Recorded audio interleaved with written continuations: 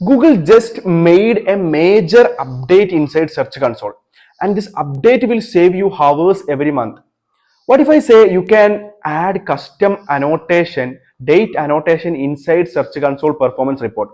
അതായത് നമുക്ക് ഓരോ മന്ത് എന്താണ് ചേഞ്ച് വന്നത്, എന്തുകൊണ്ടാണ് ആ ഒരു സ്പൈക്ക് ട്രാഫിക്കിൽ വന്നത്, അല്ലെങ്കിൽ എന്തുകൊണ്ടാണ് ട്രാഫിക് ഡൗൺ ആയത്, ആ ഒരു സമയത്ത് എന്തെങ്കിലും നമ്മൾ സ്പെസിഫിക് ആയിട്ട് ചെയ്തിരുന്നോ എന്നൊക്കെ നമുക്ക് ആ ചാർട്ടിൽ തന്നെ ഇങ്ങനെ അപ്ഡേറ്റ് ചെയ്ത് കൊടുക്കുകയാണെന്നുണ്ടെങ്കിൽ നമ്മുടെ ടീം മെമ്പേഴ്സിന് എത്രത്തോളം ഈസി ആയിരിക്കും ഓരോ ആ ഒരു പെർഫോമൻസ് റിപ്പോർട്ട് അനലൈസ് ചെയ്യാൻ.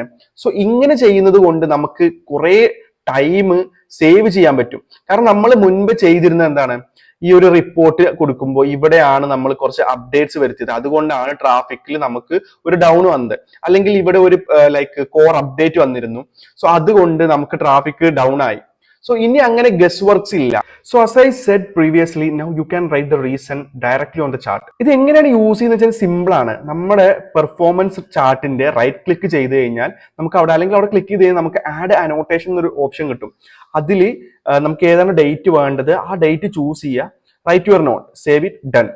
പിന്നെ ബെറ്റർ ആയിട്ട് യൂസ് ചെയ്യാൻ ഞാൻ കുറച്ച് എക്സാമ്പിൾസ് പറഞ്ഞുതരാം. ഒന്ന്, track every SEO changes, like നമ്മൾ ടൈറ്റിൽസ് അപ്ഡേറ്റ് ചെയ്തത്, സ്കീമാസ് അപ്ഡേറ്റ് ചെയ്തത്, അല്ലെങ്കിൽ ഇന്റേണൽ ലിങ്ക്സ് ഫിക്സ് ചെയ്തത്.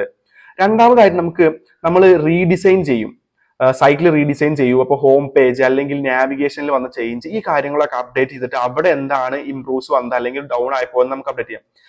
മൂന്നാമതായിട്ട് നമുക്ക് കോർ അപ്ഡേറ്റ്സ് വരുമ്പോൾ അത് എങ്ങനെയാണ് നമ്മുടെ ട്രാഫിക്കിനെ ഇമ്പാക്ട് ചെയ്തതെന്ന് പോലത്തെ സംഭവങ്ങൾ നമുക്ക് മാർക്ക് ചെയ്യാൻ പറ്റും.